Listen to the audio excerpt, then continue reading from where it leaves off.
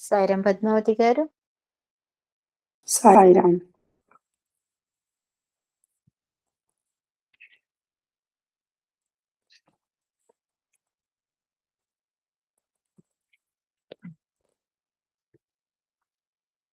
Start చేయండి ma'am. Sairam అండి. అందరికీ సాయిరాం. సర్వదేవతాతీత భగవాన్ శ్రీ సత్యసాయి బాబా వారి పాద పద్మములకు శతకోటి వందనములు. మన అహం సత్యబోధక కుటుంబం అధినేత శ్రీ మల్లెల లక్ష్మీనారాయణ గారి దంపతులకు శతకోటి వందనములు. ఇందులో పాల్గొన్న పెద్దలు, పూజ్యులు, సోదర సోదరీమణులందరికీ కూడా హృదయపూర్వక నమస్కారములు. సత్యం శివం సుందరం 7వ భాగం చదివే అవకాశం ఇచ్చిన స్వామికి, మన గురువు గారు మల్లెల లక్ష్మీనారాయణ గారికి హృదయపూర్వక నమస్కారములు తెలియజేసుకుంటున్నాను. సాయిరాం. మొన్న గత 4-5 రోజుల క్రితం జరిగిన ఈ సత్యం శివం సుందరం గ్రంథంలోని అంశం ఏంటంటే, చివరిగా మన సోదరి చెప్పారు, ఆవిడ భక్తవత్సలమ్మ గారు. అదేంటంటే స్వామి ఢిల్లీ పర్యటన వివరాలు. స్వామి ఢిల్లీ పర్యటనకు వెళ్ళినప్పుడు 1999 మార్చి 11వ తారీఖున ఆయన వెళ్ళారు. అయితే అక్కడ 3 రోజులు పర్యటన జరిపారు స్వామి. ఆ 3 రోజుల పర్యటనలో భాగంగా మొదటి రోజు స్వామి ఈ కుల్వంతరాయ్ గారి ఇంట్లోనే, ఎప్పుడు ఢిల్లీ వెళ్ళినా ఆయన అక్కడే దిగుతూ ఉంటారు, అక్కడే ఉంటూ ఉంటారు. అయితే అక్కడ కూడా ఆ రోజు వాళ్ళు ఏంటంటే అందరూ కలిసి తేనేటి విందు ఏర్పాటు చేశారు. ఆ విందులోని కూర్చొని అందరూ కూడా తినడానికి రెడీగా కూర్చున్నప్పుడు ఆ గదికి, ఆ హాల్ అందరికీ కూడా బయట కుల్వంత్ రాయ్ గారి అబ్బాయి వినయ్ రాయ్, ఆయన బయట స్కార్ఫ్ అది వేసుకొని నించున్నారనమాట. నించుంటే స్వామి ఆయన్ని పిలిచారు. పిలిచి, నువ్వు కూడా వచ్చి ఈ తేనేటి విందులో పాల్గొని మాతో నువ్వు కూడా తినాలమ్మా అని చెప్పి. అంటే అతను చెప్పారనమాట, నేను సేవాదాలు కదండి, విధి నిర్వహణలో ఉన్నాను, ఈ స్కార్ఫ్ వేసుకున్నాను. ఈ స్కార్ఫ్ ఉండగా ఈ సేవలు చేస్తున్నప్పుడు మన సంస్థ నియమాల ప్రకారం సేవాదారులందరూ కూడా ఏంటంటే మనం భోజనం అప్పుడే చేయకూడదు అని చెప్తే, దానికి అదేం లేదు, చాలా అతను ఇచ్చిన సమాధానానికి స్వామి చాలా సంతోషపడి, చాలా మంచిదే, కానీ నేను నీకు ఈరోజు పర్మిషన్ ఇస్తున్నాను, అనుమతి ఇస్తున్నాను, నువ్వు కూడా మాతో పాటే ఇందులో కూర్చొని ఈ తేనేటి విందులో తీసుకోవాలని చెప్పి స్వామి అతనితో అనడం, వెంటనే ఆయన కూడా ఎంతో సంతోషంగా ఆయన స్కార్ఫ్ తీసి వెంటనే ఆయన వచ్చి తేనేటి విందులో పాల్గొవడం అన్న అంశం చెప్పారండి. ఈ రోజు మనం చూడవలసిన గ్రంథ పఠనము చదవలసింది 266వ పేజీ 2వ పేరా అండి. భగవాన్ ఢిల్లీ పర్యటన సందర్భంలో సేవలు అందించేందుకు ఢిల్లీ మరియు పరిసర ఇతర రాష్ట్రాల నుండి ఎంపిక చేయబడిన సుమారు 10,000 మంది సేవాదళ సభ్యుల విధులను, వివిధ కార్యకలాపాలను సమన్వయపరిచే బాధ్యతలు వహిస్తున్నాడు వినయ్ రాయ్. అయితే స్వామి ఢిల్లీ పర్యటన చేసే సమయంలో, ఢిల్లీ అంటే మనందరికీ తెలిసిందే, మన దేశ రాజధాని నగరంలో స్వామి వస్తున్నారు అంటే ఆ 3 రోజులు అక్కడ ఉంటారు, ఎక్కడెక్కడికి వెళతారు, ఎంతమందికి ఆయన దర్శన స్పర్శన సంభాషణలు అందిస్తున్నారు అనేది మనకి ఒక్కసారి ఈ అధ్యాయంలో మనం అందరం చూస్తున్నాం. ఇంకా కొంచెం చూడబోతాం కూడా, ఇంకా ఈ చాప్టర్లో కొంచెం. అయితే ఈ పర్యటన మరి 3 రోజులు జరిగినప్పుడు ఎంతమంది సేవాదారులు అవసరం అవుతారు? క్రమశిక్షణగా స్వామి వచ్చినప్పుడు, స్వామి వచ్చి మళ్ళీ ఢిల్లీ పర్యటన ముగించుకొని పుట్టపర్తి వెళ్ళే వరకు కూడా ఈ 3 రోజులు కూడా ఢిల్లీ పరిసర ప్రాంతాల్లోని, ఢిల్లీలోని స్వామి ఎక్కడైతే ఉంటున్నారో అన్ని చోట్ల, అలాగే ఆయన ప్రసంగించే చోట కూడా, అన్ని చోట్ల కూడా క్రమశిక్షణ అది ఉండడానికి 10,000 మంది సేవాదారుని వాళ్ళు ఉంచుకున్నారు. అయితే వాళ్ళ తాలూకా విధులు, డ్యూటీస్, తర్వాత వాళ్ళందరినీ కూడా కోఆర్డినేట్ చేయాలి, సమన్వయపరిచి వాళ్ళకి రెస్పాన్సిబిలిటీస్ అన్ని కూడా ఎలాగ అందించాలి, ఏ రకంగా చేస్తే డిసిప్లిన్ గా జరుగుతుందని ఇవన్నీ చూసుకునే బాధ్యతని ఈ కుల్వంతరాయ్ గారి అబ్బాయి వినయ్ రాయ్ తీసుకున్నారనమాట. తాము ఢిల్లీలో కొలువై ఉండిన కాలంలో, ఇక్కడ తాము ఢిల్లీలో కొలువై అంటే స్వామి ఢిల్లీలో ఉండిన రోజుల్లో దర్శనాల వేళల్లోనూ, బహిరంగ సభా కార్యక్రమాల సమయాల్లోనూ, భక్తుల ఇండ్లను సందర్శించే సందర్భాల్లోనూ, తాము ఎక్కడికి వెళ్ళినప్పటికీ అక్కడంతా చివరికి ట్రాఫిక్ నియంత్రణలో కూడా స్వామి ప్రతి కదలికలోనూ సేవాదళ సభ్యులు అత్యంత క్రమశిక్షణాయుతంగా అంకిత భక్తి భావాలతో అత్యంత ప్రశస్తంగా ఘనంగా నిర్వర్తిస్తుండిన సేవలను చూసిన భగవాన్ బాబావారు ముగ్ధులై వారి సేవలను అమితముగా మెచ్చుకొని మార్చి 14వ తేదీన తాము ముంబైకి తరలి వెళ్ళటానికి విమానం ఎక్కబోయే ముందు ఆ సేవాదళ సభ్యులందరికీ పాద నమస్కారాలు అనుగ్రహించి వారిని సంతోషింపచేశారు. వాళ్ళు ఇతను వాళ్ళ లీడర్ వినయరాయ్ గారు.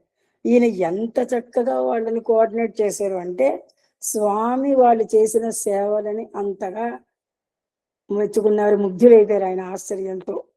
ఎంతో సంతోషపడ్డారనమాట. ఈ కరెక్ట్గా సేవాదాళ్ళు ఇంత చక్కగా సేవలు నిర్వర్తించినందుకు. ఆ రకంగా అలా వాళ్ళు చేయడం వల్ల వాళ్ళకి మార్చి 14ని 3 రోజుల పర్యటన అయిపోయిన తర్వాత స్వామి తిరిగి ముంబై వెళ్ళేలోపు వాళ్ళందరికీ కూడా పాద నమస్కారాలు ఇచ్చి వాళ్ళకి అందరికీ కూడా ఎంతో ఆనందాన్ని కలగజేశారు.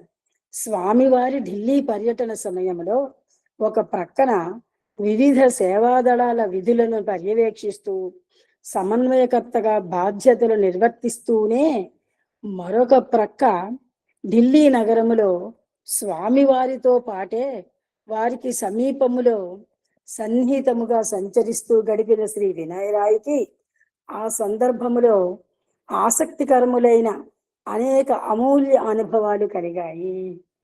అలాంటి వాటిల్లో ఒక దానిని ఆయన తన మాటల్లోనే వివరిస్తున్నారు. అయితే వినయరాయ్ గారి బాధ్యతలు నిర్వర్తిస్తున్న సమయంలో కొన్ని సందర్భాల్లో స్వామికి దగ్గరగా ఉండి సేవాదళ కార్యక్రమాలు పర్యవేక్షిస్తూ కోఆర్డినేట్ చేస్తూ మళ్ళీ ఈ బాధ్యతలన్నీ నిర్వర్తిస్తుంటూను మళ్ళీ స్వామితో పాటు నగరంలో ఎక్కడెక్కడికి వెళ్ళాలి, ఏం చేయాలన్నప్పుడు స్వామికి దగ్గరగా ఉన్నప్పుడు ఆయనకి కొన్ని అనుభవాలు ఎదురయ్యాయి అన్నమాట. అందులో ఒకటి ఆయన తన మాటల్లో మనకి వివరిస్తున్నారు. పేజ్ నెంబర్ 267 అండి, 2వ పేర. భగవాన్ బాబా వారు ఢిల్లీలో కొలువయ్యున్న 2వ నాటి సాయంత్రం శ్రీ సత్యసాయి అంతర్జాతీయ కేంద్రంలోని ఆడిటోరియంలో బాల వికాస్ పిల్లలచే ఒక నాటిక ప్రదర్శింపబడింది. ఢిల్లీలో శ్రీ సత్యసాయి అంతర్జాతీయ కేంద్రం ఇంటర్నేషనల్ సెంటర్ నోటి స్వామి భూమి పూజ చేసి ఆయన శంకుస్థాపన అది చేశారు. ఆ తర్వాత మళ్ళీ ఈ దీనికి ఓపెన్ అయిన తర్వాత అందులోని ఢిల్లీలో స్వామి కార్యక్రమాలు, భజనలు అన్నీ కూడా మొత్తం అన్నీ కూడా ఇప్పుడు ఈ సెంటర్లోనే ఢిల్లీలో జరుగుతున్నాయండి. అయితే ఇందులో అప్పుడు ఏం జరిగిందిట, ఈ వినయరాయ్ గారు చెప్పిన ఈ అనుభవంలో ఏంటంటే ఈ అంతర్జాతీయ కేంద్రంలో ఒకరోజు బాల వికాస్ పిల్లలు నాటిక ప్రదర్శించారు. నాటిక ముగిసిన తరువాత ఆ పిల్లలలో కొంతమంది హారతి పళ్ళెమును సిద్ధం చేసి హారతి కర్పూరమును వెలిగించటానికై భగవానులకు సమర్పించాడు. హారతి ఇవ్వడానికి హారతి పళ్ళెం అన్ని రెడీ చేసుకున్నాయి. హారతి కర్పూరమును వెలిగించిన స్వామివారు తమ దివ్య హస్తములో ఉన్న అగ్గిపెట్టెను ఎక్కడ పెట్టాలా అని చుట్టూ పరికిస్తూ అక్కడికి సమీపములోనే ఒక ప్రక్కగా నేను కూర్చొని ఉండటం గమనించి తమ వ్రేళ్లతో చమత్కారముగా ఒక నాణెమును బొటన విరేలితో గాలిలోకి రుబ్బుతూ ఎగురవేసినట్లుగా ఆ అగ్గిపెట్టెను నా వైపు గిరాటు వేశారు. అంటే ఈ వెంటనే స్వామికి హారతి ఇచ్చిన వెంటనే ఆయన, మనకు తెలుసు కదా స్వామి మన హారతి పళ్ళెం పట్టుకుంటే ఆయన స్వామి కర్పూరం వెలిగిస్తారు. అయితే ఆయన చేతిలో అగ్గిపెట్టి ఎక్కడ పెట్టాలో తెలియక అక్కడే ఈ కూర్చున్న వినయరాయ్ గారి వైపు బొటన వేలితో ఎవరు చేశారట గాలిలోకి విసిరినట్టుగా అగ్గిపెట్టిన ఆయన వైపు పడేశారు అనమాట, గిరాటు వేశారు. లీలా వినోద ప్రియులు మన స్వామి, లీలా వినోద ప్రియులు కనుక సాయి కృష్ణుల నుండి ఎదురు చూడని రీతిలో అందుకున్న వరప్రసాద కానుకగా ఈ వినయరాయ్ గారు ఏంటంటే ఎన్నో లీలలు స్వామి చూపిస్తుంటారు. అలాంటి లీలల్లో ఒక భాగంగా సాయి కృష్ణుల నుండి ఆయన ఎదురు చూడలేదు, ఇలా కరెక్ట్గా వస్తుందని తక్కువ ఆయన వెంటనే దాన్ని వరప్రసాదంలో కానుకగా అందుకొని అగ్గిపెట్టిన గాలిలోనే చేతితో దొరకపుచ్చుకొని ఆయన తన జేబులోని భద్రపరుచుకున్నారట. నా జేబులో భద్రపరిచానని చెప్పారు ఆయన. తర్వాత బెరండి.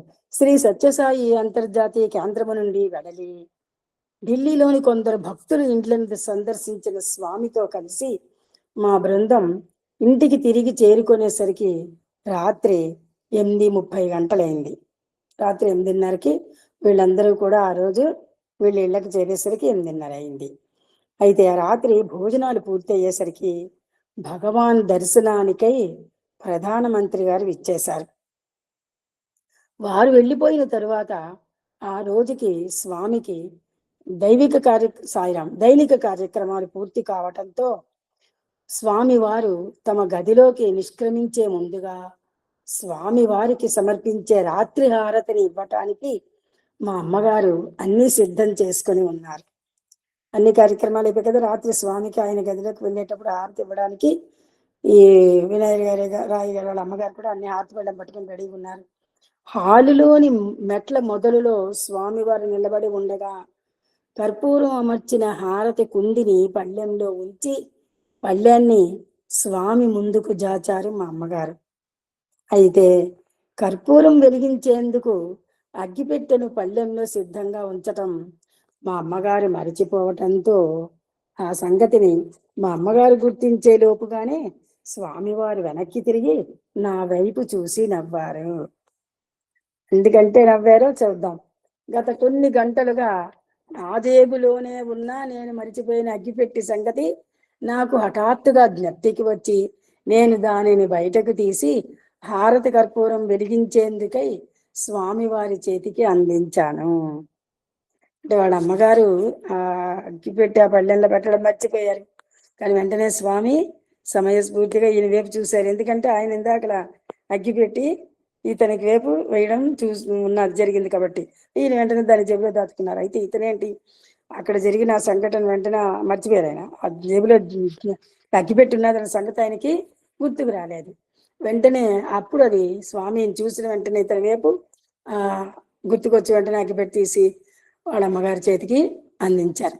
స్వామివారు నా వైపు వేలు చూపుతూ హెచ్చరిస్తున్నట్లుగా నవ్వి అప్పుడు స్వామివారు ఏం చేశారు, ఈయన వైపు చూసి నవ్వి, చూడు వినాయి, ముందుగా జాగ్రత్త పడి కావలసినవి సమకూర్చుకొని సిద్ధంగా ఉండటం అంటే ఇదే అని అన్నారు.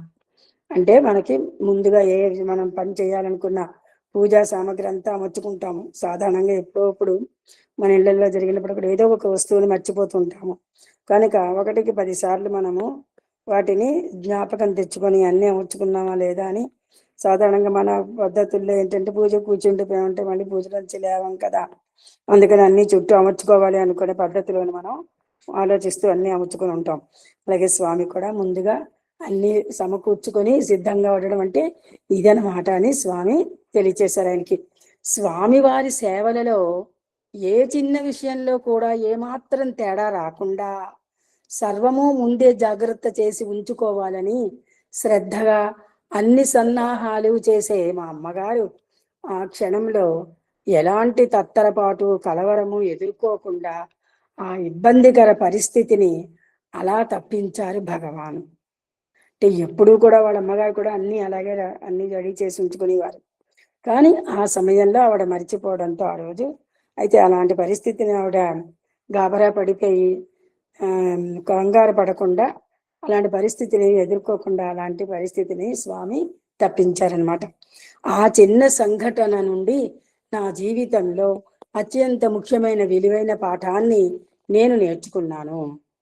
పరిపూర్ణమైన దృఢ విశ్వాసాన్ని, భగవానులపై తిరుగులేని నమ్మకాన్ని మనం కలిగి ఉంటే సర్వజ్ఞుడు సర్వాంతర్యామి అయిన భగవానులు మన సూక్ష్మాతి సూక్ష్మమైన అతి చిన్న అవసరాలను కూడా తామే కనిపెట్టుకొని ఉండి తీరుస్తారు అని మంచి విషయాన్ని స్వామి ద్వారా ఈయన తెలుసుకున్నారు.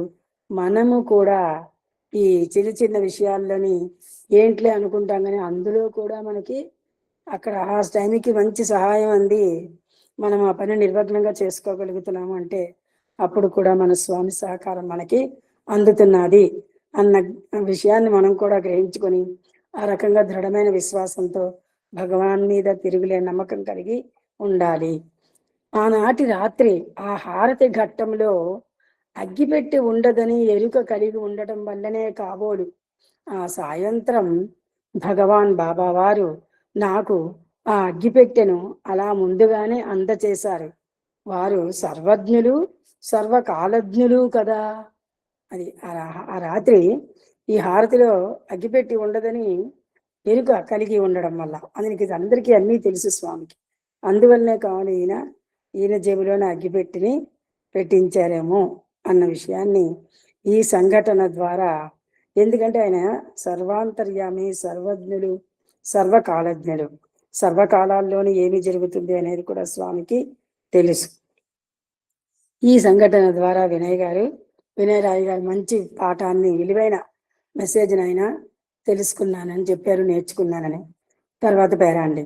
భగవాన్ శ్రీ సత్యసాయి బాబా వారి ఢిల్లీ పర్యటన సందర్భంలో అత్యంత భక్తి శ్రద్ధలతో, అంకిత సమర్పణ భావములతో సాక్షాత్తు సర్వం సహాధిపతి అయిన దివ్య సైన్యాధిపతి అగు భగవాన్ సాయినాథులే అబ్బురపడి అమితముగా శ్లాఘించి మెచ్చుకొని తీరులో వివిధ సేవా విధులను నిర్వర్తించిన సుమారు 10,000 మంది శ్రీ సత్యసాయి సేవాదళ సభ్యులతో కూడిన శ్వేత సైనిక పటాలమునకు తగిన భోజన నివాస వసతి సౌకర్యములు కలిగించే ఏర్పాట్లు, సమన్వయ బాధ్యతలను నిర్వర్తించిన వారు మేజర్ జనరల్ శ్రీ శివదేవ్ సింగ్. అయితే ఈ సేవాదళ చేత కార్యక్రమాలను నిర్వర్తిస్తూ, వాళ్ళని కోఆర్డినేట్ చేస్తూ, ఎక్కడెక్కడ ఎలా ఉండాలి అనేది డ్యూటీస్ వినయ్ రాయ్ గారు నిర్వర్తిస్తున్నారు. అయితే ఈ 3 రోజుల పర్యటన సందర్భంలోని ఎంతో భక్తి శ్రద్ధలతో, అంకిత భావంతో సాక్షాత్తు దివ్య సైన్యాధిపతి భగవాన్ సాయినాథులే ఎంతో ఆశ్చర్యపోయారట. 10,000 మంది శ్రీ సత్యసాయి సేవాదళ సభ్యులతో కూడిన ఈ శ్వేత సైనిక పటాలమునకు వీళ్ళందరికీ కూడా ముందు ఫుడ్, మనం ఎక్కడికైనా అందరికీ మనం ఏదైనా కార్యక్రమాలు ఏర్పాటు చేస్తున్నాము అంటే వచ్చిన వాళ్ళందరికీ కూడా అక్కడ కాలాన్ని బట్టి ఉదయమా, మధ్యాహ్నమా, రాత్ర మనం చేసే పని బట్టి రోజంతా కార్యక్రమాలు ఉంటాయా, వీటన్నిటిని కూడా మనం ఆలోచించుకొని వాటిని బట్టి వచ్చిన భక్తులకి, సేవాదళ సభ్యులకి అందరికీ కూడా మనము ఆహార వసతి ఏర్పాట్లకి కూడా మనం నివాస వసతి కూడా ఏర్పాటు చేయాలి. కనుక అలాంటి ఏర్పాట్లన్నీ కలిగించి అలాంటి కోఆర్డినేషన్ తీసుకుని కోఆర్డినేటర్ గారు వ్యవహరించిన ఆయన ఎవరంటే శ్రీ శివదేవ్ సింగ్. ఈయన మేజర్ జనరల్ ఆర్మీలో.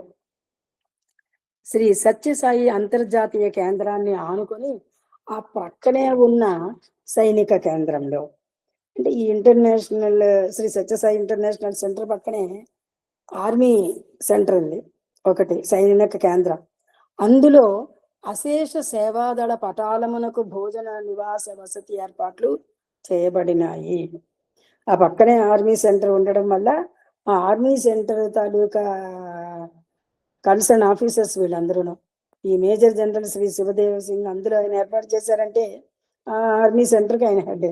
కానీ ఆయన కూడా స్వామి భక్తులు అవ్వడం వల్ల ఇన్ని వేల మందికి కూడా నివాస భోజన వసతి ఏర్పాట్లన్నీ కూడా ఆ ఆర్మీ సెంటర్లో ఏర్పాటు చేశారు. తన ప్రియతమ ప్రభువు యొక్క సేవకులకు సేవలందించే అపురూపమైన అవకాశము లభించటంతో శివదేవ్ సింగ్ చిరకాలంగా అమితంగా అపేక్షిస్తుండిన అతని ఆకాంక్ష, అభిలాష నెరవేరినట్లయింది. అయితే ఈ శివదేవ్ సింగ్ గారికి చాలా కాలంగా ఎప్పటి నుంచో ఒక కోరిక ఏమిటి, అదేంటంటే ఎలాగైనా సరే ప్రియతమ ప్రభు యొక్క సేవకులకు, అంటే స్వామి దగ్గర సేవలు అందించే వాళ్ళందరికీ కూడా ఏదైనా సహాయం చేయాలి, మనం వాళ్ళకు కూడా అన్ని ఏర్పాట్లు చేయాలి అని ఇతను వంతుగా ఏదైనా చెయ్యాలి అనే కోరిక ఆయనకి ఎప్పటి నుంచో ఉన్నదనమాట. ఈ రకంగా ఈ 10,000 మందికి కూడా ఈ ఆర్మీ సెంటర్లో ఈ నివాసము, భోజన వసతి అన్ని ఏర్పాటు చేసే అవకాశం ఈ రకంగా స్వామి అతనికి ఆయన కోరిక అందించి ఆయన కోరికలు నెరవేర్చారు. తర్వాత పేరండి 1987లో అప్పటికి ఇంకా ఒక కల్నల్ హోదాలో ఉండగానే శివదేవ్ సింగ్ సైనిక జీవితం నుండి ఉద్యోగ విరమణ చేసేందుకు అనుమతించవలసిందిగా భగవాన్ బాబా వారిని ప్రార్థించగా బాబావారు ఆశ్చర్యం ప్రకటిస్తూ ఎందుకు అని అడిగారు. అయితే ఇతని విషయం చెప్తున్నారు. శివదేవ్ సింగ్ గారి గురించి మనకు తెలియజేస్తున్నారు. 1987లో ఈయన కల్నల్ హోదాలో ఉన్నారు. అప్పుడే ఆయన స్వామి సేవలు ఎలాగైనా చేసుకోవాలి అనే ఉద్దేశంతో ఇంకా మరి ఉద్యోగం నుంచి రిటైర్మెంట్ పెట్టుకోవడం బెటర్ అని, నేను అలా ఏదైనా స్వామి సేవ చేసుకోగలుగుతానని ఆలోచించి ఆయన నేను మీ సేవలు చేసుకుంటాను కనుక నేను ఇంక ఇందులోంచి ఉద్యోగం నుంచి రిటైర్మెంట్ పెట్టుకుంటానని అడిగితే, అప్పుడు స్వామి ఏమిటి చెప్పారని అడిగితే, ఎందుకు అని అడిగితే, స్వామి మీకు సేవ చేయాలని నా ఆకాంక్ష అని బదులిచ్చారు ఆ కల్నల్ స్వామి అడగగానే. అప్పుడు భగవాన్ అతని వీపుపై తట్టి, నీవు ఉద్యోగంలోనే కొనసాగు, నీవు ఒకదానిపై ఒకటిగా అనేక ప్రమోషన్లు లభిస్తాయి నీకు, నేను నీకు చాలా పెద్ద ర్యాంక్ ఇస్తాను అని అతనిని ఆజ్ఞాపించారు. ఇతనికి రిటైర్మెంట్ వద్దు, నీకు వరుసగా బోల్డ్ ప్రమోషన్స్ వస్తాయి, చాలా పెద్ద ర్యాంక్ ఇస్తానని చెప్పారు స్వామి. కానీ శివదేవ సింగ్ మాత్రం తమ ప్రభువుని సేవించుకోవటమే అన్నిటికన్నా అత్యంత గొప్ప ర్యాంక్, అంటే హోదాగా మహత్తర భాగ్యంగా భావించేవారు. అది ఆయన ఏదో ఇస్తారులే, స్వామి దగ్గరికి వెళ్ళి మనం కోరికలు ఏవి కోరుకోకుండా, స్వామి నువ్వే అన్ని చూడు, మాకు నువ్వే చూసుకో అంటే ఆయనే మనకు అన్ని ప్రసాదిస్తారన్న సంగతి మనందరికీ తెలిసిన విషయమే. అలాగే శివదేవ సింగ్ గారు కూడా ఆయన నీకు అన్ని ఇస్తానని, పెద్ద ర్యాంక్ ఇస్తానన్నా కూడా అవన్నీ ఆయన పక్కన పెట్టి ఆయన డ్యూటీ నిర్వర్తిస్తూ స్వామి మీద నమ్మకంతో స్వామికి సేవలు చెయ్యాలి, ఆయన్ని మనము కొలుచుకోవాలి అన్న గొప్ప నమ్మకంతో ఆయన అదే గొప్ప భాగ్యంగా భావించేవారు. నాకు ఈ ర్యాంకులు అవి మీకు సేవ చేసే భాగ్యం కలిగితే అదే నాకు పెద్ద హోదా అని భావించేవారు. అలాంటి శివదేవ సింగ్కి అతని హృదయంలో నిండి ఉన్న ఆకాంక్ష 12 సంవత్సరాల తరువాత ఢిల్లీలో సాయి సేవకులకు సేవలందించే అమోఘమైన సేవావకాశ రూపంలో నెరవేరి అతడు కోరుకున్న గొప్ప భాగ్యం అతనికి లభించింది. తన మనస్సుకు నిండుగా ఆనందం, తృప్తి కలిగించిన ఆ దివ్య సేవా అవకాశముతో శివదేవ సింగ్కి కలిగిన దివ్యానుభవాల వర్ణనను అతని మాటలలోనే గ్రహించుదాం. అతడు పొందిన ఆనందము, అతను పొందిన అనుభవాల తాలూకా వర్ణన ఇక్కడ తన మాటల్లో ఆయన శివదేవ సింగ్ గారు తెలియజేస్తున్నారు. గురువు తన కృపా కటాక్ష వీక్షణమును అనుగ్రహిస్తే వందలాది రాజయోగ్యములైన మహర్దశలు, సర్వవిధములైన సకల సంతోష సౌభాగ్యములు చేకూరగలవు అని చెప్తోంది. ఏమిటి చెప్తోంది? సిక్కుల పవిత్ర గ్రంథమైన గురు గ్రంథ సాహిబ్. సిక్కుల తాలూకా పవిత్ర గ్రంథం ఏంటంటే గురు గ్రంథ సాహిబ్ అనమాట. ఇది వాళ్ళు ఇప్పుడు మనము ఈ రామాయణ మహాభారతాలు మన ముస్లింలు ఈ చదువుతారు, ఖురాన్ చదవడం ఇలాంటివన్నీ ఉన్నాయి కదా, అలాగా వీళ్ళకి పవిత్ర గ్రంథం అనమాట గురు గ్రంథ సాహిబ్ అనేది. అయితే ఇందులో గురువు కృపా కటాక్ష, గురువు కనీసం అనుగ్రహం కానీ మనకి కలిగిస్తే వందలాది రాజయోగ్యములు, ఎన్ని దశలు ఉన్నాయి అవన్నీ దశములు, సకల సంతోషాలు కూడా మనకు వస్తాయి అని ఆ గురు గ్రంథ సాహిబ్లో చెప్తున్నారని మనకి ఈ శివదేవ సింగ్ గారు తెలియజేస్తున్నారు. భగవాన్ శ్రీ సత్యసాయి బాబా వారు సరిగ్గా అటువంటి కృపా కటాక్ష వీక్షణమునే నాపై ప్రసరించటం వలననే 1999లో భగవాన్ బాబా వారి ఢిల్లీ పర్యటన సందర్భములో భగవానుల సేవకులను సేవించుకునే మహద్భాగ్యము నాకు కలిగి తద్వారా నా జీవితములో సర్వోత్తమమైన సార్థకత, సాఫల్యతలు నాకు సిద్ధించినవి అని ఈ శివదేవ సింగ్ గారు ఇక్కడ తెలియజేస్తారు. పేజీ నెంబర్ 270 అండి.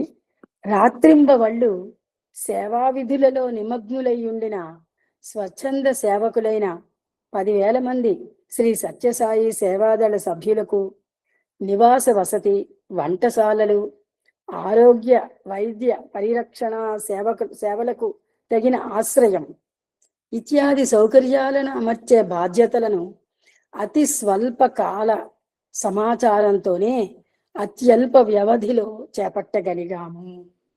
ఆ రోజుల్లో ఆ సైనిక కేంద్రం ప్రతి అంగుళము సేవాదళ సభ్యులతో నిండిపోయి అదొక రక్షణ దళాల శ్వేత సైన్యపు దండు వలె మారిపోయింది. సేవాదళ సభ్యుల ప్రేమ, నిస్వార్థ సేవా పరాయణతలు ఎల్లెడలా వ్యాపించి ఉండడంతో ఆ సైనిక కేంద్రం నిజంగా ఒక ఆనంద మందిరముగా విలసిల్లింది. భారత ప్రభుత్వ రక్షణ శాఖలో పనిచేసే అనేక మంది సాయి భక్తులు, సాయి సేవకులు అగు ఉద్యోగులు కూడా నిశ్శబ్దంగా తమ సేవలను అందిస్తూ ఆ సైనిక కేంద్రంలోని నివాస శిబిరాలు, నీటి వసతులు, పరిశుభ్రత, పారిశుధ్యము ఇత్యాది వసతులను, అనుకూలములను ఏర్పరుస్తూ అక్కడి వాతావరణంలో సంపూర్ణమైన సానుకూలతలు నెలకొనున్నట్లుగా వివిధ సేవలను భగవాన్ అనుగ్రహంతో స్వచ్ఛందంగా సవ్యముగా నిర్వహించి ఆ సైనిక కేంద్రము భగవానుల ఢిల్లీ పర్యటనకు సంబంధించిన ఒక ప్రధాన సహాయక సేవల ఆధార కేంద్రముగా అంటే శిబిరముగా రూపాంతరము చెందింది. చాలా బాగా రాశారండి ఇంద్ర రచయిత ఇక్కడ ఈ సందర్భంలో. అక్కడ ఆ ఆర్మీ సెంటర్లో ఇంతమంది సేవాదళ సభ్యులు, తర్వాత అక్కడ ఉన్న ఆర్మీలో పనిచేస్తున్న ఎంప్లాయీస్, వాళ్ళు కూడా సాయి భక్తులు ఉండడం వల్ల వాళ్ళు అందరూ కలిసి కూడా ఆ అంతర్జాతీయ మందిరంలోని, తర్వాత ఇక్కడ ఈ ఆర్మీ సెంటర్ని కూడా ఏ రకంగా మనకి ఆనంద మందిరంగా ఎలా చేశారు, ఎలాగ నిర్వర్తించారు, వాళ్ళు అక్కడ ప్రవర్తించిన విధానం అన్ని కూడా మనకి మంచి పదజాలం వేసి ఇక్కడ రచయిత మనకి ఇందులో చాలా బాగా రాశారండి, తెలియజేశారు కూడా మనకి. ఇక్కడ బొమ్మలు కూడా ఇచ్చారు చూడండి పక్కన ఫోటోలు. సైనిక కేంద్రంలో స్వామితో జనరల్ శివదేవ్ సింగ్. తర్వాత పేరా చూద్దాం. 1999 మార్చి 13వ తేదీ నాటి ఉదయం అనంత కృపావరదులకు భగవాన్ బాబా వారు తమ దివ్య చరణార విందముల స్పర్శతో సైనిక కేంద్రమును పావనము గావించారు. తెల్లవారిన తరువాత సైనిక కేంద్రానికి భగవాన్ విచ్చేయనున్నారనే శుభవార్త మాకు క్రితం రాత్రి బాగా ప్రొద్దుపోయిన తరువాత మాత్రమే తెలిసింది. ఇక ఆ రాత్రంతా అందరము కలిసి పనిచేసి తెల్లవారేసరికల్లా ఆ సైనిక కేంద్రం ఆవరణ అంతటిని నీటితో కడిగి శుభ్రం చేసి ఒక ట్రక్కు నిండా వివిధ జాతుల పుష్పాలు తెచ్చి ఆ ప్రాంగణాన్నంతా శోభాయమానంగా అందంగా అలంకరించాము.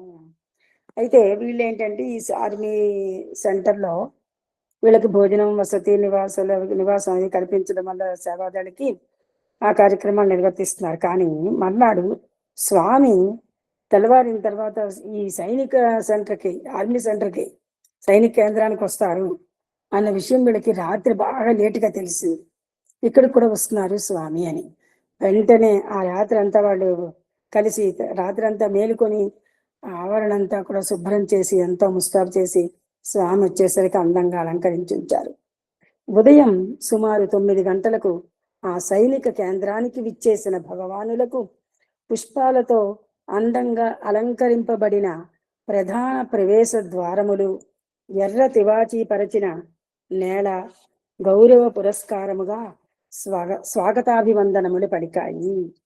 ఇక్కడ వీళ్ళు ఈ ద్వారాలు అవన్నీ కూడా చాలా పూలమాలలతోని అన్నిటితోని అలంకరించారు. దానివల్ల స్వామికి అక్కడ స్వాగత అభివందనములు పలికినట్లుగా అవన్నీ అమర్చారనమాట. ఇక్కడ ఈ పేజీలోను కూడా ఇంకొక కిందన ఫోటో కూడా ఇచ్చారు. సైనిక భక్త సేవకుల మధ్య దేవసేనాపతి వలె ప్రకాశిస్తున్న సాయి. ఈ సైన్య ఆర్మీ ఎంప్లాయీస్ అందరి మధ్యలోని శివదేవ్ సింగ్ గారితో కలిసి స్వామి ఉండడం ఫోటో. తర్వాత అండి, ఆ ప్రాంగణములోని ప్రతి ఒక్కరూ భజనలు పాడుతూనే ఉన్నారు. కానీ ఆ భజనలకు తోడుగా చేతులతో చప్పట్లు గాని చేతులతో చప్పట్ల తాళాలు గాని ఏ ఇతర సంగీత వాద్య సహకారము గాని లేవు. అక్కడి సేవకుల పెదవులు భగవన్నామ సంకీర్తనలను ఆలపిస్తుండగా వారి హృదయాలు ఆర్తితో భగవానుని ప్రార్థిస్తూ ఉండగా వారి చేతులు మాత్రం భగవంతుడి సేవల పనులలో నిమగ్నమై ఉన్నాయి. అయితే వాళ్ళందరూ కూడా భజనలు చేస్తున్నారు. అదే సమయంలో వాళ్ళు భజనలు చేస్తున్న వాళ్ళ చేతులు చప్పట్లు కొట్టడానికి లేదు, కానీ సంగీత పరికరాలు ఏమీ లేవు, కానీ భజనలు మాత్రం భగవన్నామ సంగీతంలో పాడుతున్నారు. ఏ రకంగా వాళ్ళు చేతులతో వాళ్ళు చేయవలసిన సేవలు చేస్తున్నారు, సేవలు చేస్తూ పాటలు పాడుతున్నారు. ఇప్పుడు మనకు కూడా మందిరాల్లో సేవలు చేస్తున్నప్పుడు, అందరూ కూడా ప్రసాదాలు చేస్తున్నప్పుడు, వంటలు అవి చేస్తున్నప్పుడు పాటలు పాడుతుంటారు అన్నమాట. ఇలా రకరకాలుగా మనం కూడా సాయి గాయత్రి చేయడం కానీ ఇలాగేదో మంచి భగవన్నామస్మరణ అనేది మాత్రం మనం కూడా చేస్తూ ఉంటున్నాం అనమాట. ఆచరణాత్మక కర్మయోగం అంటే అదే కదా.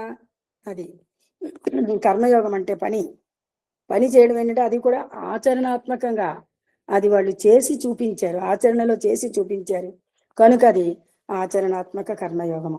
ఆ సేవకులలో కొందరు కూరలు తరుగుతున్నారు, కొందరు పిండి పిసుకుతూ మర్దిస్తున్నారు, ఇంకొందరు చపాతీలు ఒత్తుతున్నారు, మరికొందరు వాటిని కాలుస్తున్నారు.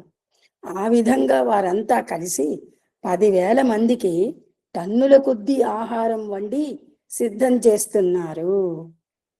వీళ్ళందరూ కూడా ఇక్కడ ఇంతమందికి మనం చూడండి, ప్రశాంతి నిలయంలో కూడా స్వామి పుట్టినరోజుకి లక్షల సంఖ్యలో వస్తుంటారు. ఇంతమందికి కూడా ఆహార పదార్థాలు అలాగే డిసిప్లిన్గా క్రమశిక్షణగా ఏమీ కంగారు లేకుండా, గోళలు కేకలు ఏమీ లేకుండా నిశ్శబ్దంగా పని జరిగిపోతూ ఉంటుందన్నమాట. అయితే ప్రేమస్వరూపులైన భగవాన్ సైనిక కేంద్రంలో మూలలకు వెళ్ళి అంతటా కలియ తిరుగుతూ అక్కడి 5 వంటశాలలలోని వంటవారిని, సేవకులను, సహాయకులను తమ కరుణాపూరితమైన మధుర వాక్కులతో పలకరించి వారి హృదయాలను పులకరింపచేశారు, వారి జీవితాలను ధన్యములు గావించారు. పద్మగారు, సాయిరామ్ టైం అయిపోయిందమ్మా, 30 minutes అయిపోయింది సార్. సాయిరామ్ అంటే అందరికీ సాయిరామ్ అండి. నాకు ఈ అవకాశం ఇచ్చినందుకు గురువు గారికి, స్వామికి హృదయపూర్వక నమస్కారములు. విన్న మీ అందరికీ కూడా శతకోటి వందనములు. అందరికీ సాయిరామ్ అండి. ఓం శ్రీ సాయిరామ్. భగవాన్ సత్సాయిబాబా వారి పాదపద్మములకు శతకోటి వందనములతో గురు దంపతులకు నమస్కారములు తెలియజేసుకుంటూ భక్తులందరికీ సాయిరామ్. ఇక్కడ సైనిక ప్రాంగణంలో వంటల వండేటువంటి చోటకి స్వామి వెళ్ళి వాళ్ళందరూ భజన చేస్తుంటే వింటూ అక్కడ ఉన్నటువంటి సన్నివేశం చదువుకుంటున్నాం. ఎంతో ఆత్మీయముగా ప్రేమతో అక్కడ వంటకాలతో నింపి ఉన్న పాత్రల వద్దకు వెళ్ళి వాటి మీద మూతలు తీసి వాటిలో తమ దివ్య హస్తములను పెట్టి తమ చేతులతో ఆ పదార్థాలను కొద్దిగా తీసుకుని వాటిని నాజూకుగా తమ నోటిలో వేసుకుని రుచి చూచారు. ఎవరో వచ్చి ఆ పదార్థాలను తమకు అందించాలని స్వామి ఏమాత్రం వేచి చూడలేదు. అవును మరి, అలనాడు అడవిలో అసహాయురాలై ఉన్న ద్రౌపది నుండి ఆహారం అడిగి మరీ తీసుకుని ఆస్వాదించిన ఆ కృష్ణ భగవానులే కదా ఈ సాయి కృష్ణ భగవానులు.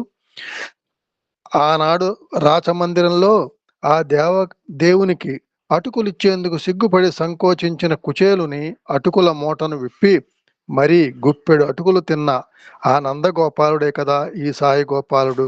అందుకని ఆయనే స్వయంగా అక్కడికి వచ్చి ఆ పదార్థాలు వంటకాలు ఇవి చూస్తూ వారిని సంతృప్తి పరుస్తూ ఉన్నారు. అక్కడ స్వామివారి ఉనికితో వారి దివ్య సాన్నిధ్యంలో గంట సమయం ఎలా గడిచిపోయిందో మేమెవరము గమనించనే లేదు. శ్వేత వస్త్రధారులైన అక్కడ తమ సేవాదళముల వారందరిపై అపార ప్రేమాదరాలను కురిపించారు భగవాన్. మిలిటరీ యూనిఫామ్ దుస్తులలో ఉన్న తమ సేవకులను కూడా ఆశీర్వదించవలసిందిగా వినయపూర్వకంగా విన్నవించిన నా అభ్యర్థనను మన్నించి వెంటనే దయతో అంగీకరించారు భగవాన్ అని శివదేవ్ సింగ్ గారు చెప్తున్నారు. అంతే వెంటనే స్వామివారిని సైనిక భక్తులు సేవకులు చుట్టుముట్టి గుమిగూడారు. ఆ సైనికుల మధ్య దేవ సేనాపతి అయిన సుబ్రహ్మణ్య స్వామి వలె తేజోమూర్తి అయి ప్రకాశించారు సాయినాథులు. భగవాన్ ఆ సైనిక కేంద్రం నుండి తిరిగి వెళ్లే సమయం సమీపించింది. తమకు దివ్య మంగళ హారతి సమర్పించే భాగ్యమును నాకు అనుగ్రహించారు స్వామి.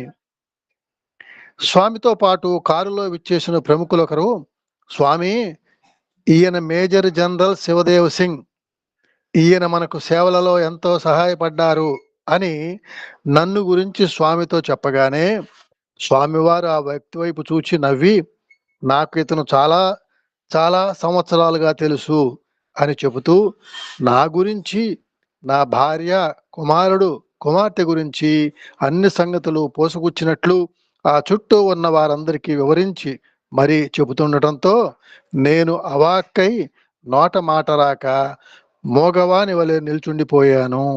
స్వామివారి దివ్య ప్రేమానుగ్రహాలకు నా కన్నుల నుండి కృతజ్ఞతా బాష్పములు పెళ్ళుబికినవి. అంతలోనే భగవానులు ఆ ప్రదేశాన్నంతటిని తమ దివ్య ఆశీస్సుల ఆనందంతో ముంచెత్తి అక్కడ నుండి నిష్క్రమించారు అని జనరల్ శివదేవ్ సింగ్ గారు ఆయన యొక్క ఆనందాన్ని, బ్రహ్మానందాన్ని పంచిపెట్టారు మనతో. భారత రాజధాని నగరం 4 రోజుల పాటు పరమానంద ప్రపూరితమైన భగవానుల దివ్య సాన్నిధ్యం సమక్ష సముఖములలో ఆ దేవదేవుని దివ్య వైభవ తేజో ప్రకాశపు వెచ్చదనంలో ఆనంద స్నానములాచరించినది. ఇక భగవాన్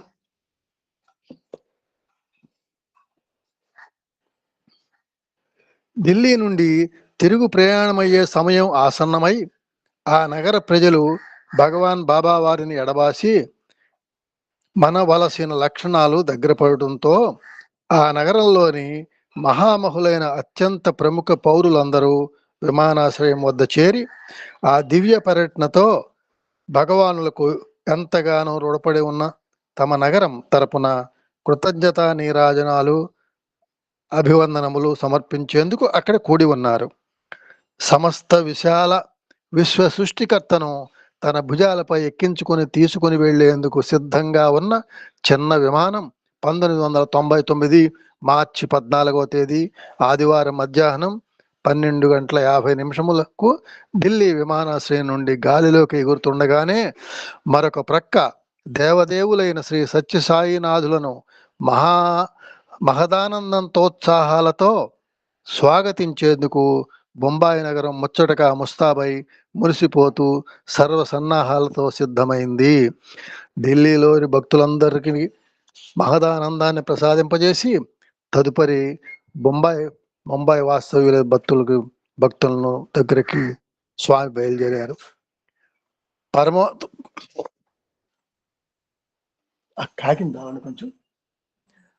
పరమోత్కృష్ట దివ్య లీలాద్భుతము 9వ అధ్యాయం. యావత్ మానవ కోటిని నా దివ్య ప్రబోధములచే దైవోపముఖులుగా మార్చడి పరివర్తనమును, ఉత్తేజమును, సంచలనమును నా ప్రేమ భావముతో కలుగజేసి వారినందరినీ లాలించి పాలించి నాలో ఐక్యము చేసుకోవటమే నా లక్ష్యము. మానవత్వము నుండి మాధవత్వమునకు దారి చూపుటయే నా సంకల్పము అని భగవాన్ తన యొక్క ఈ అవతారం ద్వారా మానవాళిలో తీసుకురావాల్సినటువంటి మార్పును తెలియజేశారు. దివ్య లీలాద్భుతాలు, మిరకిల్స్ అంటాం. దివ్యత్వపు జాడలను ఆవిష్కరించే అపురూప చిహ్నాలు. అవి దైవ విశ్వాసుల కన్నా ముఖ్యంగా అవిశ్వాసులకే ఉద్దేశితములైన సంకేతపూర్వక ఆనవాళ్లు అని నొక్కి వక్కాణించాడు థామస్ ఆక్వినాస్. అవిశ్వాసులకే ఈ మిరకిల్స్ చూపించవలసిన అవసరం ఉన్నది. ఎందుకంటే వాళ్ళల్లో ఒక నమ్మకాన్ని కలిగింప చేయాలి, వాళ్ళని తరింప చేయాలి. ఈనాడు భగవాన్ శ్రీ సత్యసాయిబాబా వారి అనుయాయులు, ఆశ్రితులు, భక్తజనులే కాకుండా వారితో పాటుగా యావన్ మానవాళిలోని అధిక భాగము కూడా భగవాన్ బాబా వారిని ఒక అద్భుత మూర్తిగా, మ్యాన్ ఆఫ్ మిరకిల్స్ గా ఎరిగి ఉన్నది. భగవాన్ దివ్య ప్రేమ, దివ్య జ్ఞానములకు ఆకర్షితులై వారి సన్నిధికి చేరిన వారంతా స్వామికి ఆశ్రితులై నిలిచి ఉండగా, బాబా వారి దివ్య లీలాద్భుతాలకు ఆకర్షితులై ఆయనను ఆశ్రయించిన వారిలో కొద్దిమంది మాత్రమే వారికి అనుయాయులుగా మిగిలారు. ప్రేమ ఉన్న చోట అద్భుతాలు జరుగుతాయి అన్నాడు రాబర్ట్ షోలర్. భగవాన్ దివ్యలీలకు మూలాధారమైన దివ్య ప్రేమను గుర్తించలేని వారు ప్రభువుకు అనుయాయులు, ఆశ్రితులు కాలేరు. కాబట్టి స్వామికి అనుయాయులు అవ్వాలన్నా, స్వామిని ఆశ్రయించాలన్నా ప్రేమను గుర్తించాలి. ఆ ప్రేమను భగవాన్ దివ్యలీలకు మూలం ఏదంటే ప్రేమయే అనేది గుర్తించగలిగితేనే ఆ భగవంతుని మనం ఆశ్రయించగలుగుతాం, మన స్వామి ఆశ్రయమిస్తారు. కానీ భగవానుల దివ్య అవతారోద్యమ కార్యక్రమంలో దివ్య లీలాద్భుతాలకు ఒక ప్రత్యేక పాత్ర ఉన్నది.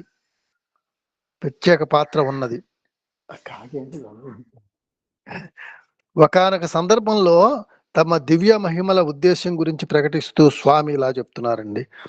నేను ప్రకటితము గావించే దివ్యత్వపు చిహ్నాలను, సంజ్ఞల జాడలను మానవులు అనేక పేర్లతో పిలుస్తున్నారు. కానీ వాస్తవానికి ఆ పేర్లేవి ఆయా దివ్యత్వపు చిహ్నాల యొక్క నిజమైన లక్ష్యాలకు, ఉద్దేశాలకు, ప్రభావమునకు సరి అయిన అర్థ తాత్పర్యములను వివరించలేవు. భాష చాలదు స్వామి యొక్క దివ్యత్వపు చిహ్నాలు వెల్లడించాలన్న మాటలు సరిపోవు. వాటిని మానవులు తమకు తెలిసిన పరిమిత పరిభాషలో మహిమలు, అద్భుత లీలలు అని అంటున్నారు. మనం వాడేవి చాలా చిన్న మాటలు మాత్రమే. అపరిమితమైనటువంటి భావం ఉన్నది వాటిల్లో. కానీ వాటిని వెలిబిరిచేటువంటి భాష మన దగ్గర లేదు. కానీ వాస్తవంగా వాటిని చమత్కారములుగా చెప్పవచ్చును. ఈ చమత్కారము మానవులను సంస్కారము వైపు నడిపిస్తుంది. సంస్కారము మానవులలో పరోపకారమును ప్రేరేపిస్తుంది. పరోపకారము ద్వారా మానవునికి సాక్షాత్కారం ఫలిస్తుంది. వీటినే 4 కారములు అని మనం చెప్పుకోవడం జరిగింది. ముందుగా చమత్కారము చూసి సంస్కారము నేర్చుకొని, సంస్కారము ద్వారా పరోపకారములో ప్రవేశించి, ఆ పరోపకారము ద్వారా మనము స్వామివారి యొక్క ప్రేమకు పాత్రులై సాక్షాత్కారం అనేది మనకి లభిస్తుంది. కాబట్టి ఈ 4 కారములు ఉన్న ఇందులో ఇదివరకు లోగడ కూడా కొన్ని సందర్భాల్లో చెప్పుకోవడం జరిగింది. అట్టి అనిర్వాచ్యత అంటే ఇట్టిది అని నిర్వచించి వర్ణింపజాలని తత్వాన్ని అనిర్వాచ్యత అంటే నిర్వచించలేనటువంటిది, వర్ణింపలేనటువంటిది స్వామివారి యొక్క ఈ చమత్కారములు. ఈ కారణముగానే మానవులు చమత్కారములచే ఆకర్షితులవుతారు.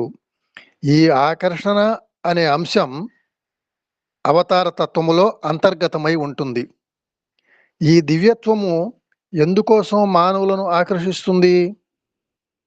అది వంచుటకా లేక భ్రమింపజేసి తప్పుదారి పట్టించుటకా? ఎందుకు ఈ చమత్కారాలు, దివ్యత్వం ప్రకర్షితమవుతున్నాయి అంటే భ్రమింపజేయటానికి కాదు, వంచడానికి కాదు. మానవులను సంస్కరించి వారిలో పరివర్తన కలిగించుటకే ఈ విధంగా ఆకర్షించటం. ఈ చమత్కారముల ద్వారా భగవద్ అవతారం ఆకర్షించటం కారణం ఏమిటంటే మనల్ని బాగు చేయటానికే, సంస్కరించటానికే, మనలో ఉన్నటువంటి మలినములను తొలగించి పరివర్తన కలగజేయటానికే ఈ చమత్కారములను స్వామి ప్రదర్శించటం అనేది అది నిదర్శనంగా, ఆ ప్రదర్శన కాదు నిదర్శనం అంటారు స్వామి. ఈ నిదర్శనం ద్వారానే మనము పరివర్తన పొందవలసినటువంటి కారణం అన్నమాట. ఈ ప్రక్రియయే సంస్కారము అని పిలువబడుతోంది. ఒక వ్యక్తిలో పరివర్తన కలిగించడంలో గల ఉద్దేశం ఏమిటి? ఎందుకు పరివర్తన కలగాలి అసలు?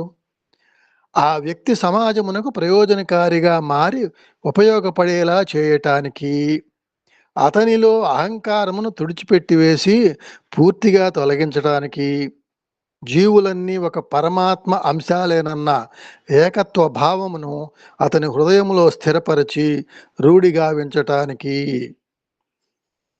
స్వామి ఎందుకు ఈ మహిమల్ని చేస్తున్నారు అంటే దానికి కారణము ఇది మనం గ్రహించవలసినది. మనలో పరివర్తన తీసుకురావాలి, ఆ పరివర్తనతో సమాజానికి ఉపయోగపడాలి, అంతేకాక మనలో అహంకారం నశించిపోవాలి, పూర్తిగా తుడిచిపెట్టుకుపోవాలి. అప్పుడు మాత్రమే జీవులన్నీ పరమాత్మ యొక్క ఒకే పరమాత్మ అంశాలనేటువంటి అవగాహన కలుగుతుంది, ఏకత్వ భావం వస్తుంది. అది స్థిరంగా హృదయంలో స్థిరపరచుకొని రూఢి గావించటానికే ఈ పరివర్తన మనలో స్వామి ఆశిస్తున్నారు, చేయటానికి ప్రయత్నం చేశారు. ఇదే పరోపకారము అనే దశ. సంస్కార ప్రక్రియకు లోనైన వ్యక్తి వినయశీలముతో ఆర్తులకు దయతో సేవలు నర్చే సేవకుడిగా మారుతాడు. సంస్కారం పొందాడు అంటే ఏమిటి గుర్తు? ఎలా మనం సంస్కారం కలిగినటువంటి వ్యక్తి అనుకుంటాం?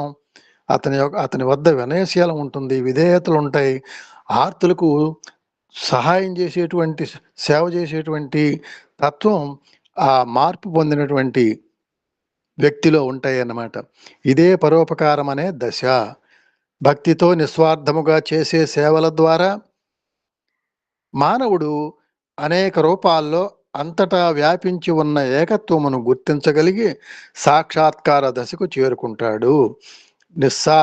నిస్వార్థముగా చేసేటువంటి సేవ మనల్ని ఎంత స్థాయికి తీసుకెళ్తుందంటే ఏకత్వాన్ని గుర్తించగలుగుతాము, సాక్షాత్కారాన్ని పొందగలుగుతాము.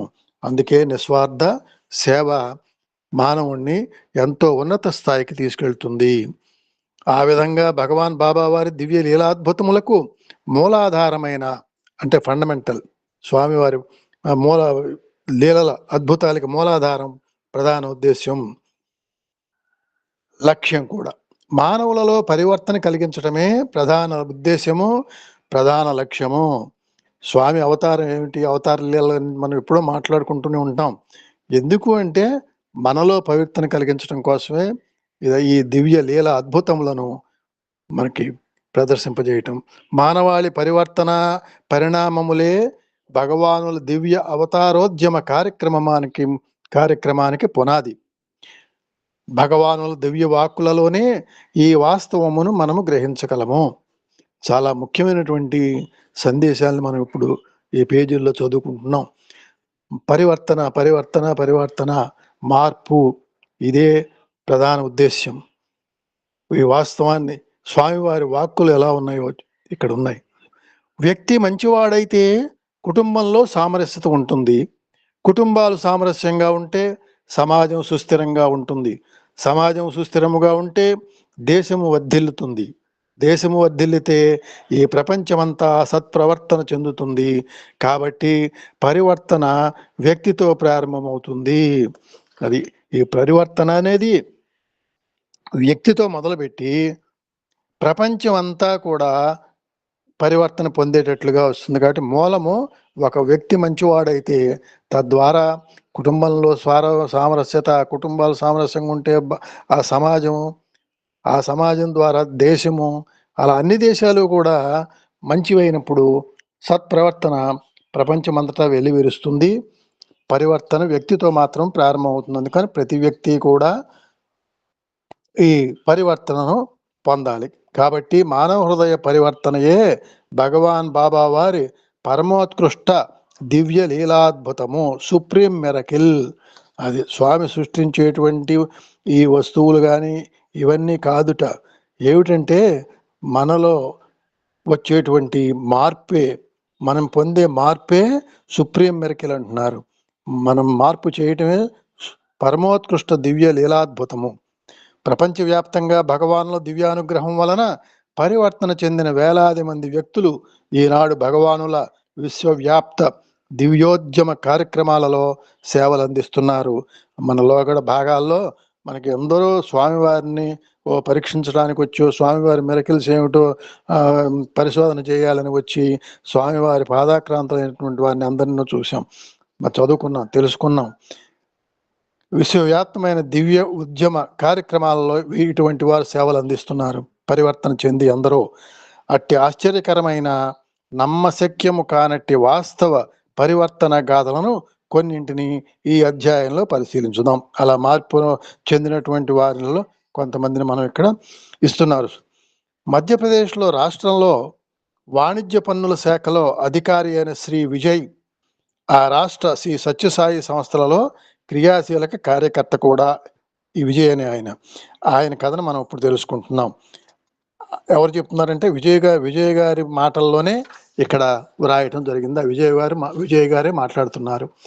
నా బాల్యం నుండి మా కుటుంబ సభ్యులు షిరిడి సాయిబాబా వారిని దైవముగా ఆరాధిస్తూ ఉండేవారు.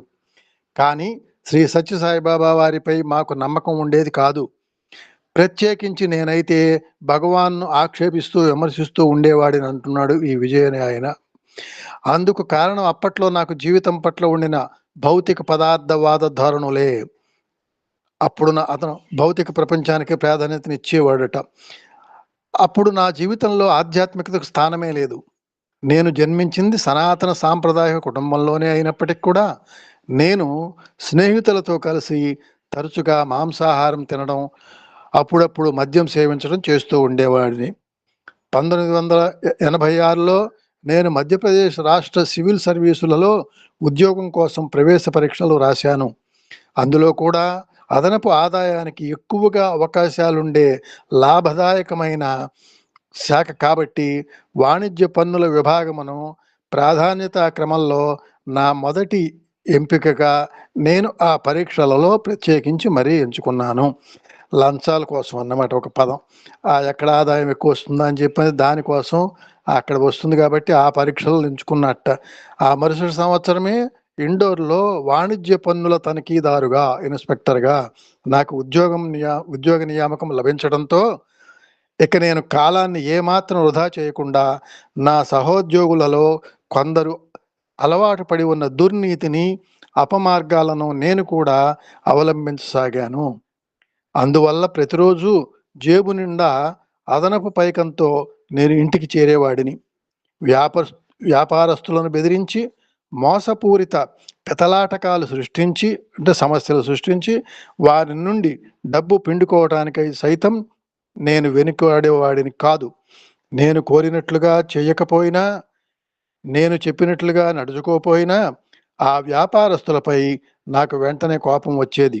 నా విపరీత ప్రవర్తనకు, ఆలోచనలకు వారు దాసోహం అనాలని శాసించే స్థాయికి నా అహంకారం పెరిగిపోయింది. ఇది ఇంత నిక్కచ్చిగా తన యొక్క బయోడేటాను చెప్పుకోవడానికి కారణం ఏంటంటే స్వామివారి దగ్గరకు వచ్చి మార్పు చెందాడు కనుకనే అతను తన యొక్క తప్పులన్నింటినీ కూడా బహిర్గతం చేయగలిగాడని అర్థం చేసుకుంటున్నాం. 1992లో మాకొక కుమార్తె జన్మించింది. 4 ఏళ్ల తర్వాత నేను మా పాపను శ్రీ సత్యసాయి విద్యా విహార్లో చేర్పించాను. అందుకు ముఖ్య కారణం కేవలం ఆ స్కూలు ఆ నగరంలో మంచి పేరు ప్రఖ్యాతులు గల ప్రతిష్టాత్మకమైన విద్యా సంస్థ కావటమే.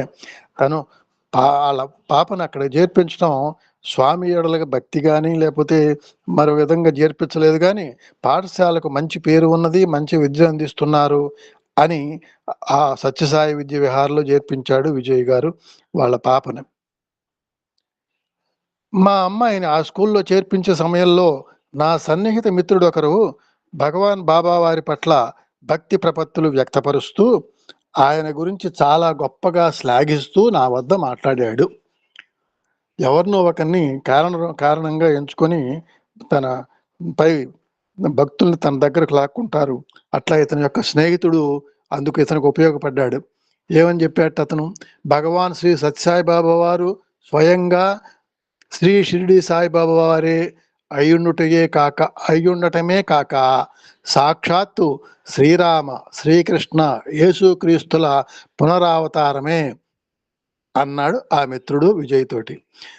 అందుకు నా మొట్టమొదటి ప్రతిస్పందన ఆ విషయాలను పూర్తిగా కొట్టిపారవేయటమే. తన స్నేహితుడు చెప్పినప్పటికీ కూడా అతనిలో పాజిటివ్కి బదులు నెగిటివ్గానే ఆ మాటలను కొట్టివేసేట ఇతను. కానీ తరువాత నాలో నేనే ఆలోచించుకొని శ్రీ సత్యసాయి పేరుతో ఉన్న ఆ విద్యావిహార్లో మా అమ్మాయి చదువుతుంది కాబట్టి ఆయన గురించి నేను కనీసం కొన్ని వివరాలైనా తెలుసుకోవాలి అనే నిర్ణయానికి వచ్చాను. అంటే మార్పు ప్రారంభం అవుతుంది అన్నమాట. ఆ విధంగా నేను నా మిత్రుడి ఇంట్లో జరిగే సాయి భజనలకు హాజరవటం మొదలుపెట్టాను.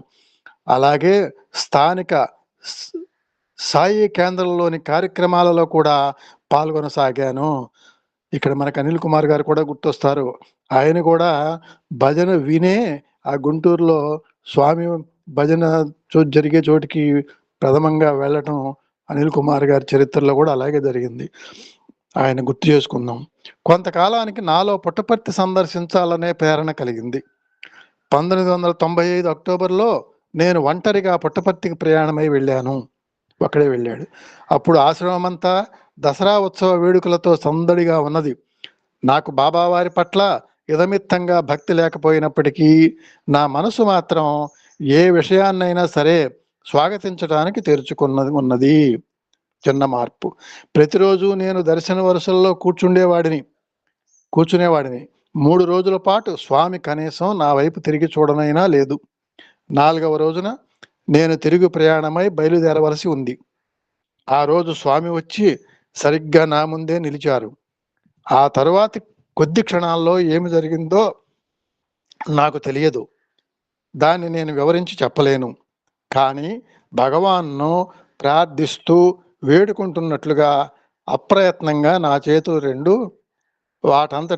వాటంతటికవే జోడింపబడి ముకుళితములైనవి. నేను ఒక చిన్న పిల్లవాని వలె ఏడవసాగాను. నా శిరస్సును వంచి బాబావారి పాదాలు తాకాను. ఆ క్షణంలో నేను ఏవో ఉన్నత లోకాలలో పైన విహరిస్తున్న అనుభూతి చెందాను. ఆ దివ్యానుభవం తరువాత నాలో స్పష్టమైన మార్పు కలిగి నిశ్చయముగా నేను ఒక మారిన మనిషిని అయినాను అని చెప్తున్నారు విజయ్ గారు. తిరిగి ఇండోర్కు చేరుకున్న మీదట నేను ఇనుమడించిన ఉత్సాహంతో సాయి కేంద్రంలోని కార్యక్రమాలలో పాల్గొనసాగాను. సేవాదళ సభ్యుడిగా చేరి పుట్టపర్తిలో సేవలలో పాల్గొనాలని నిశ్చయించుకున్నాను. 1996లో నాకు పుట్టపర్తిలో సేవలు చేసుకునే అవకాశం దానంతట అదే లభించింది. స్వామివారు కల్పించారు. ఆ సేవా అవకాశంతో పాటుగా నిజం చెప్పాలంటే నా జీవితాన్ని పూర్తిగా మార్చివేసి మలుపు తిప్పిన ఒక అద్భుత ఘటన కూడా ఆ సందర్భంలోనూ చోటు చేసుకుంది. ఈ సేవ వెళ్ళే నిర్ణయించుకున్న సమయంలో జరిగిన సన్నివేశంట. వాస్తవానికి నేను పుట్టపర్తికి రైలులో ప్రయాణిస్తున్నప్పుడే మున్ముందు సంభవించబోయే ఘటనలను గురించిన కొన్ని ఆనవాళ్లను సూచనల ద్వారా భగవాన్ నాకు తెలియపరిచారు. కొన్ని సూచనలు చేశారట స్వామి ఇతనికి.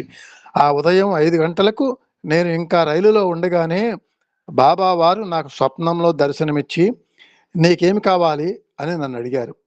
ఒక్కసారిగా స్వామివారిని చూచి భయంతో ఉలిక్కి పడ్డాను అంటున్నాడు విజయ్ గారు. నేను కోరుకునేది మీ ప్రేమను ఆశీస్సులను మాత్రమే అని బదులిచ్చాను. స్వామి మందహాస వదనంతో అవి ఎలాగూ నీకు ఇప్పటికే ఉన్నాయి కదా, ఇంకా ఏదైనా కోరుకో అన్నారు. నేను మళ్ళీ నా మొదటి ఆకాంక్షను ఏకరువు పెట్టాను. అంతటితో స్వామి అదృశ్యమయ్యారు. నాకు మెలకువ వచ్చింది. నేను స్వామిని స్వప్నంలో దర్శించడం అదే మొదటిసారి. నేను స్వామి గురించి ఆలోచిస్తూ ఉండటం వల్ల బహుశా నా మనస్సులో ఉన్న భావాలే ఆ కళ రూపంలో కనిపించాయేమోనని నేను భావించాను అన్నారు ఆయన. పుట్టపర్తి చేరుకోగానే నేను అత్యాతురతతో దర్శన హాలులోకి ప్రవేశించాను. హాలులో స్వామివారి రాకకై నిరీక్షిస్తూ కూర్చుని ఉండగా నా పక్కనున్న వ్యక్తి స్వామివారి గురించిన పుస్తకం ఒకటి చదువుతూ ఉండటం చూచి ఒక్కసారి ఆ పుస్తకం నేను పైన చూడవచ్చా అని అతనిని అడిగాను. అందుకు అతడు దయతో అంగీకరించాడు.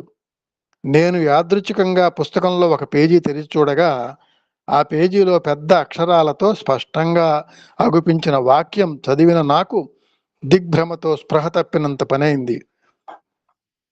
నేను మీ కలలో నా సంకల్పానుసారమే దర్శనమిస్తాను.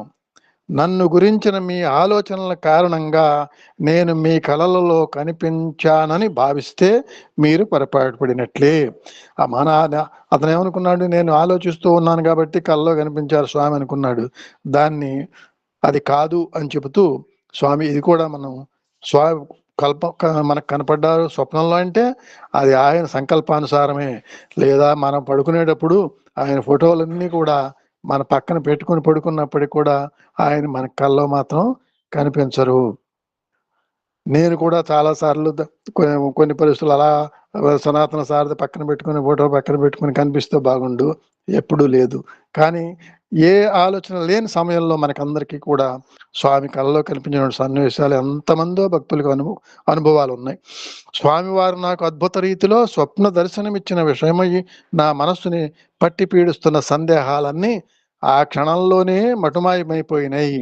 సరిగ్గా ఆ క్షణం నుండే నాలో పరివర్తనకు నాంది ప్రస్తావన జరిగింది. 1996 సెప్టెంబర్ 26వ తేదీ ఉదయం దర్శన సమయంలో నాకు మొదటి వరుసలో చోటు దొరికింది. స్వామివారి రాకకై నిరీక్షిస్తూ కూర్చున్నాను. స్వామి నాకు చాలా సమీపంలోకి వచ్చారు. నాకు కుడివైపును కూర్చుని ఉన్న ఒక భక్తుడి నుండి ఉత్తరం తీసుకున్నారు. నేను కూడా స్వామికి ఉత్తరం ఇద్దామని ప్రయత్నించాను. కానీ స్వామివారు తమ 2 హస్తాల నిండుగా ఉన్న ఉత్తరాల దొంతర్లను నాకు చూపుతూ, చూడు, ఈ చేతుల్లో నీ ఉత్తరానికి చోటేది అన్నట్లుగా తమ అభినయ కదలికల ద్వారా తెలియజేస్తున్నట్లు ఉండటంతో, అనగా సైగతోటే చెప్పారన్నమాట. చేతి నిండా ఉత్తరాలు ఉన్నాయి, ఇంక నీ ఉత్తరానికి చోటేది అని భావంతో ఉండటంతో నేను నా ఉత్తరం ఉన్న చేతిని వెనక్కి తీసుకున్నాను. కానీ మరుక్షణంలోనే నాకు అత్యంత ఆశ్చర్యం కలిగిస్తూ నాకు ఎడమ వైపున కూర్చున్న ఒక వ్యక్తి నుండి ఉత్తరాన్ని స్వామి స్వీకరించారు. ఇతని ఉత్తరానికేమో ఖాళీ లేదని చెప్పారు. ప్రక్కనే ఉన్న ఉత్తరాన్ని స్వీకరించారు. అది చూచి అడిగిన చిన్నబుచ్చుకున్నట్ట. అది చూచిన నేను చిన్నబుచ్చుకొని కృంగిపోయాను. దర్శన హాలు నుండి బయటికి వస్తుండగా నా మనసంతా కలచి వైచిన తీరుగా అయిపోయింది. నాలో నేను ఆత్మ పరిశీలన స్థితిలో పడిపోయాను. ఎందుకు తీసుకోలేదు ఏమిటి, నాలో పొరపాటు ఏమిటి, ఇలా అనుకుని ఉంటాడు. అప్పుడు నాలో అంతకు మునిపెన్నడూ లేని విధంగా నా అంతరాత్మ బిగ్గరగా ఘోషించసాగింది. లంచాలు తీసుకోవటం అనే నా దురలవాటు ఆ క్షణంలో నన్ను ఘోరంగా, అతి తీవ్రంగా బాధించసాగింది. అప్పటికప్పుడే అక్కడికక్కడే నేను ఒక దృఢ నిశ్చయానికి వచ్చాను. నా జీవితంలో ఇంక మున్ముందు ఎన్నడూ లంచం తీసుకోరాదని తీర్మానించుకున్నాను. అదే నిర్ణయాన్ని నేను స్వామివారికి పవిత్ర వాగ్దానంగా సమర్పిస్తూ ప్రతిజ్ఞ పూనాను. ఆ ఒక్క ఉత్తరాన్ని స్వామి తీసుకోకపోవడం అనేటువంటి సన్నివేశం ద్వారా ఇతని యొక్క ప్రధానమైనటువంటి దురలవాటు లంచం పుచ్చుకోవడం అనే దాన్ని ఇంకా అక్కడ వదిలేశానని చెప్పని వాగ్దానం కూడా స్వామికి ప్రతిజ్ఞ చేశాడు. అదృష్టవశాత్తు ఆ మరునాడు కూడా దర్శన సమయంలో నాకు మళ్ళీ మొదటి వరుసలోనే చోటు దొరికింది. ఆ రోజున స్వామివారు నేరుగా నా వద్దకు ఇచ్చేసి ప్రేమగా నా ఉత్తరాన్ని అందుకున్నారు. తమ దివ్య పాదములను అంటి నమస్కరించుకునే దివ్య అవకాశం కూడా నాకు అనుగ్రహించారు భగవాన్. ఆ రోజు దర్శన హాలు నుండి బయటకు వచ్చేటప్పుడు నా హృదయం అంతా మున్నెన్నడూ నాకు తెలియనంతగా పరమానందంతో నిండిపోయింది. నా జీవితంలో అత్యంత ముఖ్యమైన ప్రాణప్రదమైన పాఠాన్ని ఆ రోజు స్వామి దివ్య పాదాల చెంత నేను నేర్చుకున్నాను. కానీ దయామయులకు ప్రభువు ఆ పాఠాన్ని అంతటితో అక్కడే నిలిపివేయలేదు. నేను ఇండోర్ తిరిగి చేరుకునేసరికి నా పై అధికారి నన్ను ఒక కొత్త ప్రాంతంలో విధి నిర్వహణకై నియమించారు. ఆ కొత్త ప్రాంతం అతి తక్కువ లాభదాయకమైనదైనా నేను పట్టించుకోలేదు. ఎందుకంటే ఇంకా ఆదాయం లంచం తీసుకుని అన్నాడు కాబట్టి ఎక్కడికైనా వెళ్ళడానికి సిద్ధపడ్డాడు. అదే నా పూర్వపు తీరులో ఉంటే నేను నానా హడావుడి చేసి పెద్ద గొడవలు సృష్టించి ఉండేవాడిని. అంతేకాక అధిక సంపాదనకు అవకాశాలు ఉన్న కాసులు రాలే అప్పటి నా స్థానంలో నియమింపబడి నా విధులలో చొరబడినందుకు కొత్తగా వచ్చిన తనిఖీదారుపై ఆ ఇన్స్పెక్టర్పై అకారణంగా ఈర్ష్య ద్వేషాలు పెంచుకొని ఉండేవాడిని. ఎంత చెడ్డ భావంతో ఉండేవాడో ఈ మార్పు రాకపోతే అనే దాన్ని వ్యక్తపరిచారు ఇక్కడ విజయ్ గారు. కానీ ఇప్పుడు మార్పు చెందాడు కనుక, కానీ ఇప్పుడు నాకు అలాంటి బాధ తొందరపాటు ఏమీ లేవు. నేను నా నూతన విధుల నిర్వహణలో కొత్త మార్కెట్ ప్రాంతానికి వెళ్ళినప్పుడు అక్కడ వ్యాపారస్తులు మామూలు ధోరణిలో నాకు లంచాలు ఇవ్వజూపారు. కానీ నేను ఆ లంచాన్ని నిరాకరించడంతో వారు ఆశ్చర్యంతో పాటుగా ఆనందానికి కూడా లోనైనారు. నా జీవితాన్ని ప్రక్షాళనం చేసినందుకు భగవాన్ బాబా వారికి నా హృదయపు లోతుల నుండి అమితముగా ధన్యవాదాలు అర్పించాను. నేను మాంసాహారం, మద్యపానం పూర్తిగా మానివేశాను. నాలో హఠాత్తుగా వచ్చిన ఈ మార్పును చూచి నా సహోద్యోగులు పై అధికారులు బొత్తిగా నమ్మలేకపోయారు. చాలా మంది ఈ క్రొత్త పిచ్చి ఎంతకాలం ఉంటుందిలే అని భావించారు.